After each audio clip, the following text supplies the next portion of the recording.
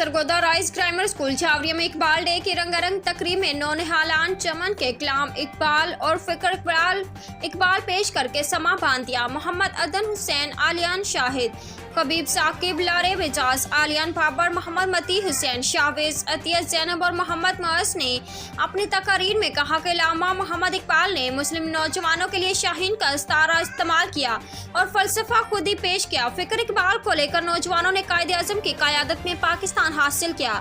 افکار اقبال پر عمل کر کے ہم پاکستان کو فلاحی ریاست بنا سکتے ہیں۔ رپورٹ حاجی ظفر عباس، بیورو چیف، جھاوریاں، سرگودہا۔